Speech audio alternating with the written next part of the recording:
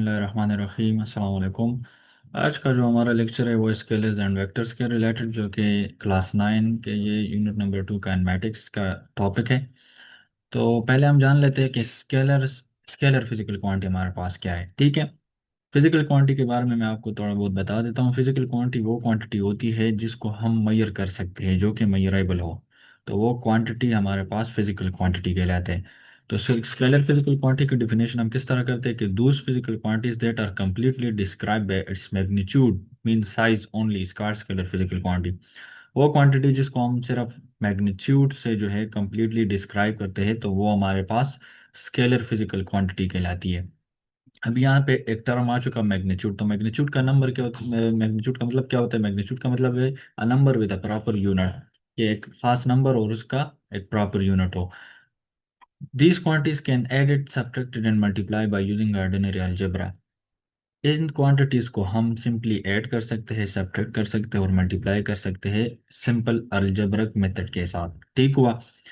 तो यहाँ पे एग्जांपल भी हम ले लेते हैं कि एग्जांपल में हमारे पास है कि अगर हम 2 kg राइस, 2 kg शुगर ले लो, 3 kg शुगर ले लें। ठीक है, तो यहाँ पे ये 2 और 3 जो है ये नंबर है। ठीक है, और इसी तरह जो केजी है तो ये हमारे पास यूनिट है। तो अगर ये दोनों कंबाइन हो जाए तो ये मैग्नीट्यूड कहलाता है। हमने ऊपर डिफाइन भी किया कि मैग्नीट्यूड में एक नंबर होगा और प्रॉपर यूनिट होगा उसके साथ, तो ये मैग्नीट्यूड है। तो फिर जब हम इन दोनों जो क्वांटिटीज़ है हमारे पास, तो अगर इनको ऐड किया जाए तो ये 5 kg अब शुगर बन जाता है, जो कि यहाँ पे भी आपका एक नंबर और यूनिट जो है वो शो हो रहा है। ठीक है, तो इस क्वांटिटी में असल मतलब ये है कि इसमें हम डायरेक्शन वगैरह नहीं लेते। अगर हम मेजरमेंट करते हैं, फॉर एग्जांपल इसी तरह अगर हम शुगर को मेजर करते हैं बैलेंस के जरिए, ठीक है, जो हमारे पास बीम बैलेंस वगैरह है, तो उस पे हम ये नहीं देखते कि मतलब हमने किस डायरेक्शन में जो है शुगर को मेजर किया, जो कि उसका वजन हमने मालूम किया, बस हम वजन मालूम कर लेते हैं। ठीक है, कि हमारे पास इतना केजी जो है वो इसका मास है, ठीक है, इस शुगर का। या अगर कोई और क्वांटिटी है, फॉर एग्जांपल हम अगर आटे को मेजर करते हैं जो हमारे पास फ्लोर है, या इसी तरह और ऐसी कोई जो है मटेरियल है जिसको हम मेजरमेंट करते हैं उसकी, या अगर हम टाइम को मेजर करते हैं या इसी तरह जो है किसी चीज़ की लंबाई को नापते हैं, तो उसमें हम ये नहीं देखते कि हम किस डायरेक्शन में मेजर करें। हम जस्ट ये देखें कि जो है उसकी लेंथ कितनी है, मीटर में कितनी है, किलोमीटर में कितनी है, या इसी तरह टाइम हमारे पास क्या है, सेकंड में क्या टाइम है, मिनट में क्या है, आवर में क्या है। इसी तरह जो है कि मास को हम अगर अगर हम मेजर करते तो किलोग्राम में हम देखते कि कितने केजी जो है वो इसका मेजरमेंट है, या कितने ग्राम में है या मिलीग्राम में है। तो ये हमारे पास जो है सिर्फ नंबर और प्रॉपर यूनिट हो। तो अगर जिस क्वांटिटी को हम कंप्लीटली डिस्क्राइब कर सकते हैं उसके मैग्नीट्यूड को, ठीक है, उस मैग्नीट्यूड से, तो वो हमारे पास स्केलर फिजिकल क्वांटिटी कहलाती है। यहाँ पे एग्जांपल में हमारे पास एक डेंसिटी हो जाती है। डेंसिटी हमारे पास मास पर यूनिट वॉल्यूम जो है ये डेंसिटी कहलाता है। ठीक है, कि कितना ज़्यादा जो है कोई मास गुंजानी है तो उसमें कितनी है। ठीक हुआ। इसी तरह स्पीड जो है हमारे पास ये स्केलर फिजिकल क्वांटिटी है। अगर हमारे पास जो है मैं यहाँ पे अगर आपको शो करवा दूँ कि स्पीडोमीटर यहाँ पे शो है, ठीक है, तो स्पीडोमीटर जो है ये जस्ट आपको नंबर शो करता है कि मतलब आपकी स्पीड कितनी है। ठीक है, आप कितने माइल पर आवर से जा रहे हैं या इसी तरह किलोमीटर पर आवर से जा रहे हैं। इसमें हमें ये शो नहीं होता कि हम किस डायरेक्शन में जा रहे हैं। ठीक है, तो ये स्पीड हम जस्ट जो है अपना बताते हैं कि मतलब स्पीड हमारी कितनी है।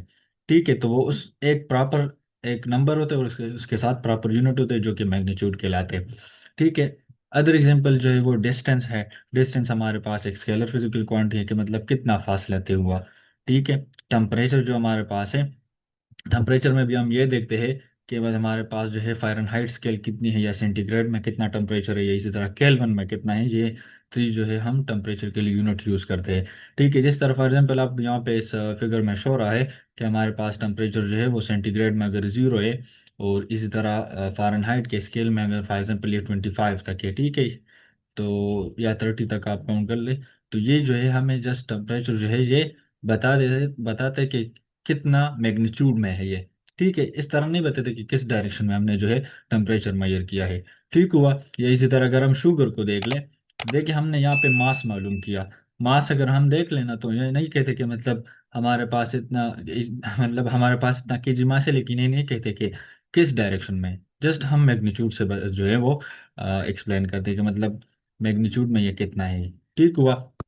इसी तरह हमारे पास वॉल्यूम हो जाता है किसी चीज़ का वॉल्यूम। जिस तरह आपको यहाँ पे इस कोल्ड ड्रिंक जो है शेप आपको दिख रहा है कि मतलब हम वो जो है कोल्ड ड्रिंक्स लेते हैं ना, का में 1 लीटर जो है एक बोतल हम ले लेते हैं कोल्ड ड्रिंक की, या इसी तरह 1.5 लीटर हमारे पास आ जाते हैं, तो ये इसका वॉल्यूम हो जाता है। ठीक है, वॉल्यूम हम उस केस में भी लेते हैं कि मतलब कोई चीज़ जो है वो कितनी जगह गिरती है, वो भी वॉल्यूम हमारे पास कहलाते हैं। ठीक है, लेकिन वॉल्यूम जो है हमारे पास ये असल में जो है लेंथ की मल्टीप्लिकेशन है 3 टाइम्स, जो कि फिर वो हमारे पास वॉल्यूम बन जाती है। तो यहाँ पे भी हमारे पास ये लीटर जो है, अब ये भी वॉल्यूम आप इस तरह भी कह सकते हैं कि मतलब ये लीटर में है, तो इसके मतलब ये इस बोतल में जो है हमारे पास 1 लीटर तक जो है कोल्ड ड्रिंक वो भरी हुई है। ठीक है, तो ये वॉल्यूम हो जाता है, लेकिन हम इस तरह नहीं कहते कि ये किस डायरेक्शन में, बस हम मैग्नीट्यूड जो है वो बताते हैं। ठीक है, इसी तरह एनर्जी हो जाता है, मास हो जाता है, पावर और हीट। तो ये इसकी एग्जाम्पल है हमारे पास। ठीक हुआ, एनर्जी जो है वो हमारे पास सोलर एनर्जी है, इलेक्ट्रिकल एनर्जी है। इसी तरह हम इसको जूल में मेजर करते हैं, ये एनर्जी की यूनिट भी है। कैलोरीज में भी हम मेजर करते हैं, मतलब कि ह्यूमन बॉडी में भी एनर्जी प्रोसेस होती है ना, इसी तरह सोलर एनर्जी है जिस जो कि फिर सन से ये हीट लेके मतलब फिर सोलर एनर्जी को हम इलेक्ट्रिकल एनर्जी में कन्वर्ट करते हैं। तो ये हमारे पास स्केलर फिजिकल क्वांटिटी की एग्जांपल है, जस्ट हम इसमें मैग्नीट्यूड को डिस्क्राइब करते हैं। नेक्स्ट जो हमारे पास टॉपिक है, तो वो है vector physical quantity. Vector physical quantity हमारे पास जो है वो क्वांटिटीज होती है जिसको हम कंप्लीटली डिस्क्राइब करते हैं उसके मैग्नीट्यूड से भी, और इसमें हम डायरेक्शन का भी जिक्र करते हैं। ठीक है, स्केलर में हम डायरेक्शन नहीं बताते, इसमें हम डायरेक्शन भी बताते हैं कि किस डायरेक्शन में भी ये जो क्वांटिटी है ये बयान हुई है। ठीक है, तो इसके मैग्नीट्यूड और डायरेक्शन दोनों का जिक्र करते हैं। इसके एग्जांपल में हम लेते हैं कि फोर्स है, एक्सेलरेशन है, डिस्प्लेसमेंट, वेलोसिटी, मोमेंटम, टार्क। तो ये जो है इसके एग्जांपल में आ जाती है। अगर मैं इस तरह एग्जांपल ले लूँ कि body that is moving with a velocity of 15 metre per second in the north direction, कि एक बॉडी है जो कि velocity 15 metre per second velocity के साथ जा रही है और नॉर्थ डायरेक्शन में। ठीक है, तो ये एग्जांपल हमें शो करता है कि इसमें जो फिजिकल क्वांटिटी डिस्क्राइब है, तो वो मैग्नीट्यूड और स्पेसिफिक डायरेक्शन के जो है उसका जिक्र हुआ है। ठीक है, उसके साथ ये डिस्क्राइब हुई है। तो वेलोसिटी जो है वो ये असल में ये भी स्पीड है, मतलब इसमें हम जस्ट डायरेक्शन को जब ऐड कर देते हैं ना, तो ये वेलोसिटी पर बन जाती है वो क्वांटिटी। और अगर हम सिर्फ ये बताते हैं कि 15 मीटर पर सेकंड और इस नॉर्थ डायरेक्शन का जिक्र नहीं करते, तो फिर ये जस्ट मैग्नीट्यूड यहाँ पे होता है, तो वो फिर स्पीड कहलाता है। ठीक है, और स्पीड की जो फार्मूला होती है वो डिस्टेंस बाय टाइम है। तो इस वजह से डिस्टेंस हमारे पास जो है वो असल में क्या है, स्केलर फिजिकल क्वांटिटी है, और जो वेलोसिटी है तो ये हमारे पास वेक्टर फिजिकल क्वांटिटी है, क्योंकि ये डिस्प्लेसमेंट बाय टाइम है। ये वेलोसिटी बराबर है डिस्प्लेसमेंट बाय टाइम के। ठीक है, तो यहाँ पे डिस्प्लेसमेंट भी फिर हमारे पास क्या है, वेक्टर फिजिकल क्वांटिटी, क्योंकि हम एक खास डायरेक्शन को बता देते हैं। ठीक हुआ, तो यहाँ पे अगर वेलोसिटी का जिक्र करें तो देखिए यहाँ पे एरो हेड भी इसके ऊपर लगा है। ठीक है, अभी हम रिप्रेजेंटेशन ऑफ वेक्टर्स के बारे में पढ़ेंगे कि किस तरह हम वेक्टर को रिप्रेजेंट करते हैं। तो यहाँ पे एक वेक्टर फिजिकल क्वांटिटी है वेलोसिटी, तो इसके ऊपर एरो हेड लगा है, इसी तरह डेल एक्स लिखा है। ठीक है, मतलब डेल एक्स इसके ऊपर एरो हेड है, यानी ये डिस्प्लेसमेंट को शो करते हैं। डिवाइड बाय टाइम, टाइम हमारे पास स्केलर है, इसी वजह से उस पर जो है एरो हेड नहीं लगा। ठीक है, तो मतलब ये एक गाड़ी है जो कि किसी वेलोसिटी के साथ जा रही है, एक गाड़ी है जो कि वेलोसिटी के साथ जा रही है। इसी तरह अगर ये पर्सन इस मास पे जो है फोर्स लगा रहे हैं, तो ये जिस डायरेक्शन में फोर्स लगाते उसी डायरेक्शन में ये बॉडी डिस्प्लेसमेंट भी कवर करती है। ठीक है, तो ये फिर हमारे पास वर्क का फॉर्मूला बन जाता है कि एफ मल्टीप्लाई डी। ठीक है, तो इंशाल्लाह ये सारी चीज़ें हम आगे के लेक्चर्स में जो है वो पढ़ेंगे, जो कि नेक्स्ट चैप्टर्स हमारे पास आएंगे। तो यहाँ पे जस्ट आपको एक एग्जांपल के तौर पर समझा रहे कि किसी बॉडी पे जिस डायरेक्शन में फोर्स लगती है उसी डायरेक्शन में वो डिस्प्लेस भी होती है। तो ये एक वेक्टर फिजिकल क्वांटिटी है कि इसमें, क्योंकि इसमें डायरेक्शन भी आ जाता है और मैग्नीट्यूड भी हम इसका डिस्क्राइब करते हैं। ठीक हुआ, इसी तरह ये वाला एग्जांपल आपने देखा होगा कि फॉर एग्जांपल ये हमारे पास एक ऐसा एक्सपेरिमेंट है कि अगर हम इस एक मास को मूव करें, तो अगर आप इसको थोड़ा सा डिस्प्लेस कर लें और फिर इसे छोड़ दें, तो ये इसके साथ टकराएंगे। तो ये अपनी मोशन जो है, मतलब जो इसकी एनर्जी पोजीशन इसके साथ होगी, तो वो एनर्जी जो है ट्रांसफर होगी हर एक जो है इस मास में। ठीक है, तो ये जो लास्ट वाला आपके पास ये वाला जो मास है, जब इस तक एनर्जी पहुंचेगी तो ये भी डिस्प्लेस हो जाएगा। मतलब ये कि ये दरमियान वाले जो यहाँ पे ये मासेस है, तो ये कांस्ट मतलब ये अपनी जगह रेस्ट में रहेंगे, लेकिन ये वाला मास और ये लास्ट वाला मास अपनी हरकत जो है वो बरकरार रखेगा। कभी ये ऊपर की तरफ इस तरह जाएगा तो कभी ये जाएगा। तो मतलब ये कि ये मोमेंटम है। इसमें मोमेंटम की डेफिनेशन हम इस तरह करते हैं कि the quantity of motion in a body. ठीक है, ये एक सिंपल डेफिनेशन है। बाकी इसका दूसरा डेफिनेशन भी जो है मैथमेटिकली हम उस तरह करते हैं कि the product of mass and velocity. लेकिन असल डेफिनेशन अगर आप इसको समझना चाहते हो तो वो है कि the quantity of motion in a body, कि ये मास जो है ये इस तरफ जो है मूव मूव होगा। ठीक है, जब ये वाला मतलब ये जब इसकी तरफ पहुंचेगा तो इन मासेस के एनर्जी ट्रांसफर होगी, तो ये वाला लास्ट वाला जो मास है ये फिर मूव करेगा तो ये इस साइड पे थोड़ा सा डिस्प्लेस होगा। फिर ये वापस अगर इनके साथ टकराएगा तो फिर ये वापस मूव होगा। लेकिन दरमियान वाले जो मासेस ये कांस्टेंट, मतलब ये अपनी जगह पे रेस्ट में ही रहेंगे। ठीक है, तो मतलब ये मोमेंटम है इसके बारे में। तो इसमें भी हम डायरेक्शन को जिक्र करते हैं। एक्सेलरेशन जो है वो क्या है कि जब स्पीड में इंक्रीज आती है, ठीक हुआ, या वेलोसिटी में चेंज आती है, तो हमारे पास उस बॉडी में एक्सेलरेशन जो है वो प्रोड्यूस होती है, जो कि ये भी एक डायरेक्शनल क्वांटिटी है। इसको हम वेक्टर को हम डायरेक्शनल क्वांटिटी भी कह सकते हैं। ठीक हुआ, तो ये जो है हमारे पास वेक्टर फिजिकल क्वांटिटी की एग्जांपल थी। नेक्स्ट जो हमारे पास है, तो ये रिप्रेजेंटेशन ऑफ वेक्टर्स के हवाले से है कि वेक्टर्स को हम किस तरह रिप्रेजेंट करते हैं। मतलब जो वेक्टर फिजिकल क्वांटिटीज है, ठीक है, चाहे वो फोर्स हो, डिस्प्लेसमेंट हो, एक्सेलरेशन हो, मोमेंटम हो, इसको हम किस तरह रिप्रेजेंट करते हैं। तो जो हमारे पास वेक्टर होता है उसका हम बोल्ड फेस लेटर से जो है वो रिप्रेजेंट करते हैं, आया वो कैपिटल हो या स्मॉल हो। मतलब हम कैपिटल लेटर भी लिख सकते हैं और स्मॉल भी लिख सकते हैं। तो एक ये रिप्रेजेंटेशन का मेथड है कि हम बोल्ड फेस लेटर जो है वो लिखते हैं। ठीक है, तो इसी तरह जो है इसका दूसरा मेथड ये है जो कि ये एक आर्डिनरी मेथड है और ये ज़्यादातर यूज होता है कि हम जो है एरोहेड लगा लेते हैं। ठीक है, मतलब हेड के ऊपर जो एक एरो लगा लेते हैं किसी भी लेटर के। ये इसी तरह जो है बिलो भी हम लगा सकते हैं एरो किसी भी लेटर के। ठीक हुआ, लेकिन यह है कि ज़्यादातर जो है एरो ऊपर लगाया जाता है किसी भी अल्फ़ाबेट के ऊपर। तो फॉर एग्जाम्पल हमारे पास कोई वेक्टर है ना, तो उसकी सिंबल हम लिखते हैं। ये अपनी बात याद रखनी कि अगर कोई क्वांटिटी जिस तरह फोर्स है ना, तो उसका एफ सिंबल जो है वो हम लिख लेते हैं और इसके ऊपर एक एरो लगा लेते हैं, तो ये शो करता है कि ये एक वेक्टर फिजिकल क्वांटिटी है, या इसको हम डायरेक्शनल फिजिकल क्वांटिटी भी कह सकते हैं। ठीक हुआ, तो आप इस तरह ये ना समझे कि जो एरो है ये किसी डायरेक्शन को रिप्रेजेंट कर रहा है। नहीं, ये एक डायरेक्शनल क्वांटिटी को रिप्रेजेंट कर रहा है, कि मतलब ये ऐसी क्वांटिटी है जिसमें हम डायरेक्शन का भी जिक्र करते हैं। तो इसी वजह से जो है हम इसको रिप्रेजेंटेशन जो है इसी तरह अल्फ़ाबेट के ऊपर या लेटर के ऊपर एरो लगा लेते हैं। ठीक है, तो वो फॉर एग्जांपल ए लेटर भी हो सकते हैं, बी सी डी, मतलब ये कोई डिफरेंट क्वांटिटीज है। ठीक है, अगर आप इस तरह समझ लें उसके ऊपर हम एरोइड लगा लेते हैं। ठीक है, और बिलो भी लग सकता है। इसी तरह ग्राफिकल रिप्रेजेंटेशन हमारे पास एक होती है। तो ग्राफिकल रिप्रेजेंटेशन क्या है कि graphical vector is represented by an arrow. एक एरो से हम जो है वो रिप्रेजेंट करते हैं ग्राफिकली। ग्राफिकली ये है कि ये हमारे पास जो है दो क्वांटिटीज के दरमियान रिलेशनशिप को बताता है कि ये दोनों किस जो है वैल्यू के साथ वेरिएबल है। ठीक है, मतलब इस दोनों में किस वैल्यू के साथ चेंजेस आ रही है। ठीक है, किसी दो क्वांटिटीज के दरमियान जो है अगर हम ग्राफिकल रिप्रेजेंटेशन करना चाहे वेक्टर्स के जरिए। ठीक है, तो मतलब यहाँ पे हम एरो पे जो है उसका इस्तेमाल करते हैं। ठीक है, और the length of the arrow gives the magnitude under certain scales and the arrow head points the direction of the vector. जिस तरह आप ये यहाँ पे एक एरो दिख रहा है कि ये जो जितनी इसकी लेंथ है इस एरो की, तो ये इसका फिर हमें मैग्नीट्यूड बताएगा। फॉर एग्जाम्पल ये है कि अगर मैं इस तरह कहूँ ना कि हमारे पास जो है डिस्प्लेसमेंट कवर हुई है 10 मीटर की। ठीक है, तो हम फॉर एग्जांपल जो है 10 मीटर का, तो अभी मतलब हम पेज पे लाइन लगी नहीं लगा सकते कि मतलब एक एरो जो है वो ड्रा करे 10 मीटर का। तो हम एक सर्टन स्केल यूज करेंगे। फॉर एग्जांपल मैं 10 मीटर को इस तरह का नोट कर लूंगा कि मैं उस 10 मीटर को जो है 10 सेंटीमीटर तक जो है वो महदूद करूंगा। मतलब मैं अपने लिए एक स्केल सेलेक्ट कर लूंगा कि मतलब हमारे पास जो आम रूलर्स है ना उसमें तो हम सेंटीमीटर और इंचेस में मेजरमेंट करते हैं।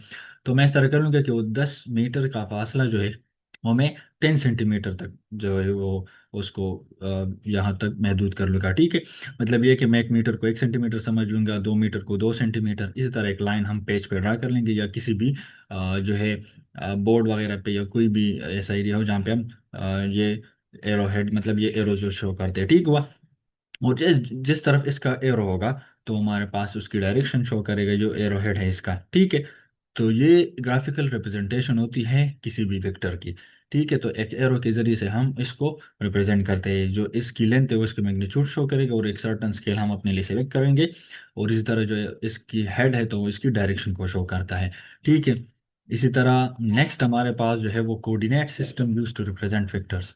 अभी कोऑर्डिनेट सिस्टम जो है उसमें भी हम वेक्टर की रिप्रेजेंटेशन करते हैं, उसके लिए ये कोऑर्डिनेट सिस्टम इस्तेमाल होता है। तो किस तरह से, कि vectors are considered with reference to coordinate axis mean any sets of value that indicate the position of a point in a given reference system. To use vector implication, we place them on a coordinate system.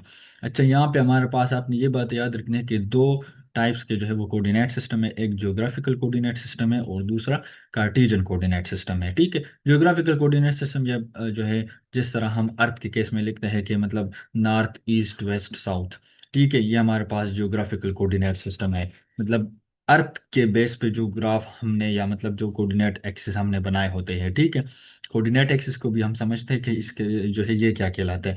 और इसी तरह एक हमारे पास Cartesian coordinate system है जो कि X Y X dash Y dash से हम रिप्रेजेंट करते हैं। ठीक है, तो देखिए ये ईस्ट साइड है, ये नॉर्थ साइड है, ये वेस्ट और ये साउथ है। तो और ये इसका ओरिजिन है। और इसी तरह जो है कार्टेशियन कोऑर्डिनेट सिस्टम है जो कि ये एक्स वाई एक्स डैश और वाई डैश है। एक्स के जो ऑपोजिट है वो एक्स डैश कहलाते हैं और वाई की जो ऑपोजिट है वो वाई डैश कहलाता है। और ये हमारे पास यहाँ पे हमने कोऑर्डिनेट सिस्टम जो है वो शो किया है। अभी मैं इस स्टेटमेंट को आपको समझा देता हूँ कि ये कह रहे हैं कि vectors are considered with reference to coordinate axis. Vectors जो है वो कंसिडर किए जाते हैं रेफरेंस के साथ, एक हवाले के साथ, टू कोऑर्डिनेट एक्सिस।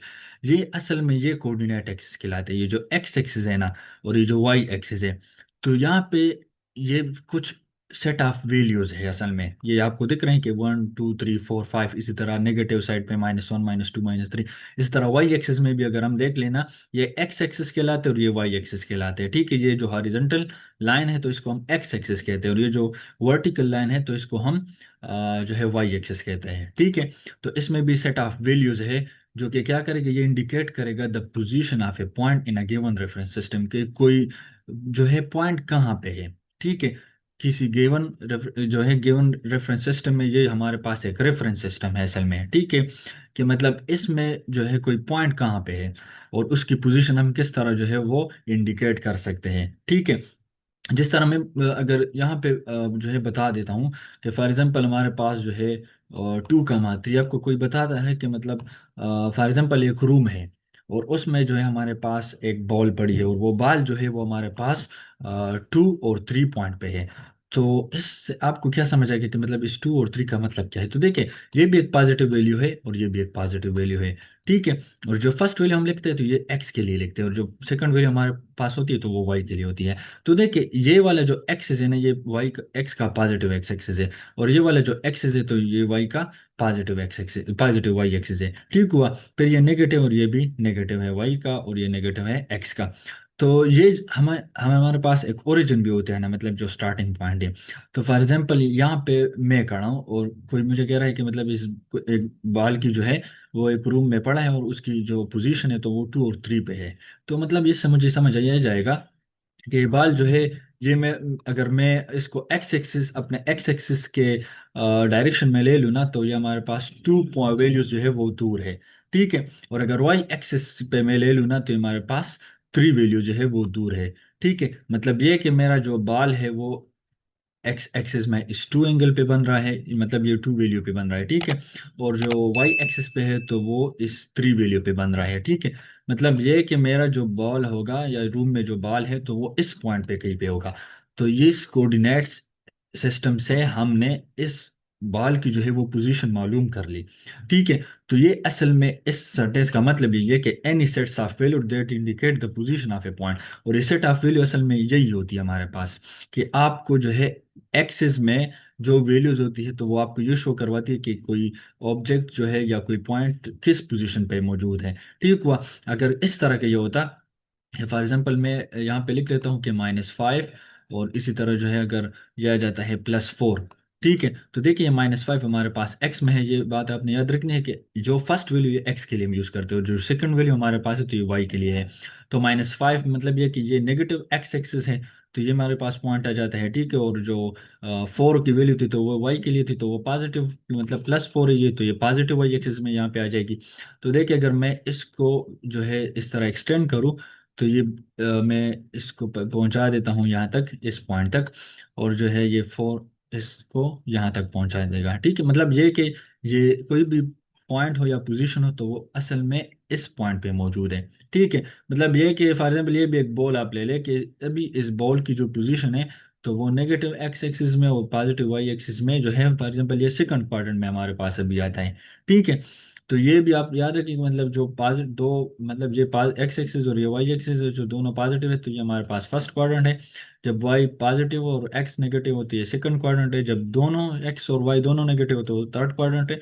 और जब दोनों मतलब वाई जो है नेगेटिव हो और एक्स पॉजिटिव हो तो वो फोर्थ क्वाड्रेंट कहलाते हैं। ठीक है, तो ये सेट ऑफ वैल्यूज हमें क्या बताती है कि किसी पॉइंट या किसी ऑब्जेक्ट की पोजीशन जो है वो हमें इंडिकेट करवाती है। तो फिर हम इसको एरो से रिप्रेजेंट करते हैं। फॉर एग्जांपल मैं यहाँ पे अगर ये पॉइंट है ना, तो यहाँ पे एक एरो जो है वो इस तरह ड्रा कर लूंगा।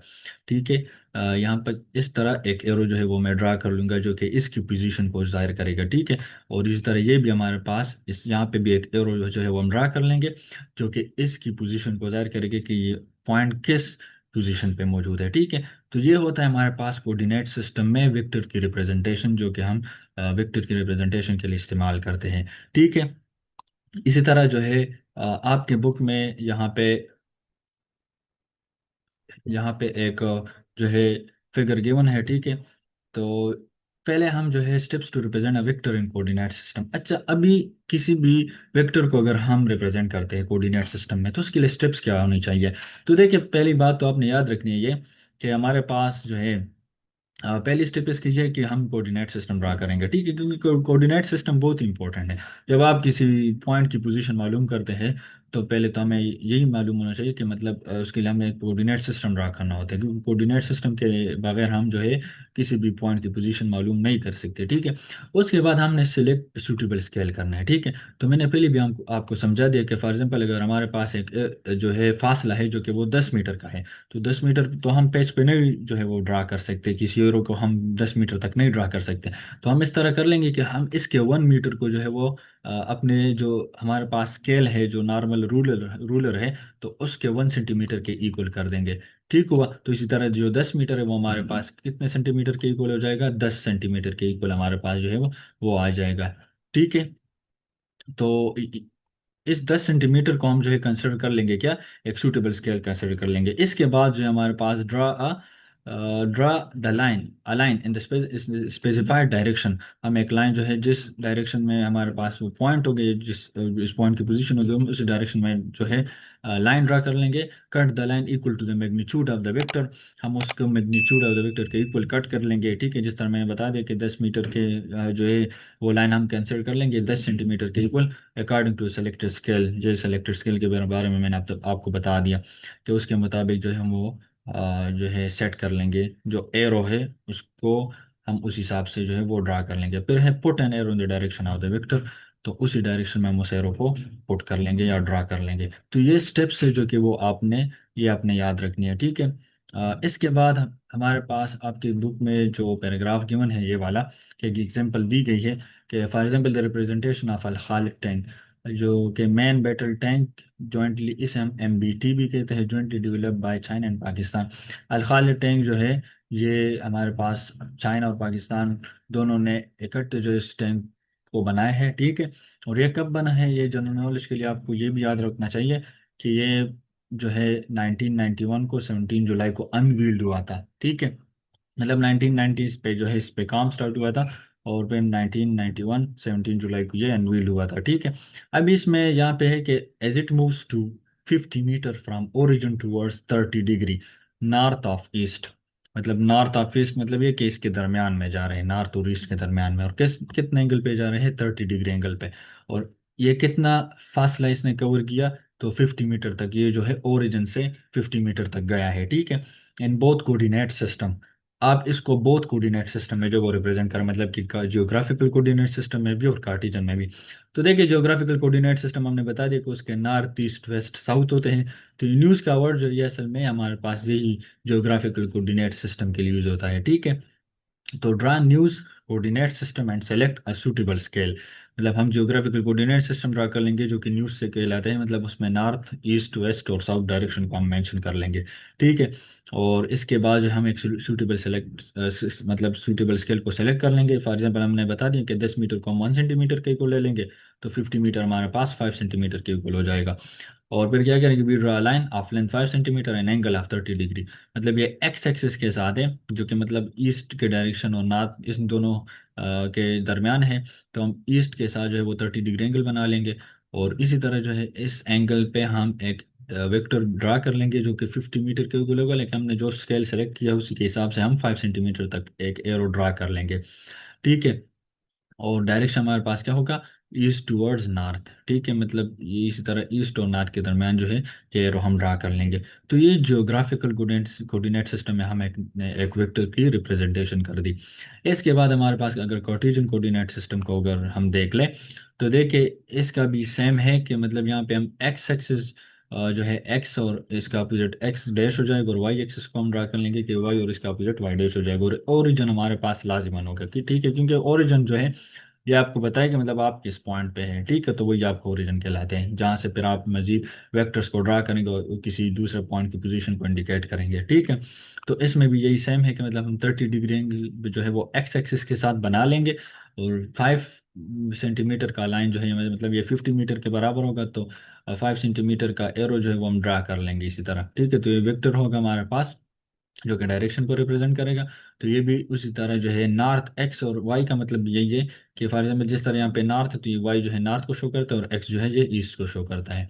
तो ये हमारे पास कार्टेशियन कोऑर्डिनेट सिस्टम, और इसमें भी हमने वेक्टर की रिप्रेजेंटेशन जो है वो कर दी किसी भी पॉइंट की डायरेक्शन या पोजीशन मालूम करने के लिए। ठीक है, तो कोऑर्डिनेट सिस्टम हमारे पास जो है ये किस लिए यूज़ होता है, यह भी आप याद रख लें कि किसी पॉइंट की पोजीशन को इंडिकेट करने के लिए या जो है मोशन को मालूम करने के लिए भी हम जो है यहाँ पे कोऑर्डिनेट सिस्टम ड्रा करते हैं, चाहे फिर वो जियोग्राफिकल कोऑर्डिनेट सिस्टम हो या कार्टेशियन कोऑर्डिनेट सिस्टम।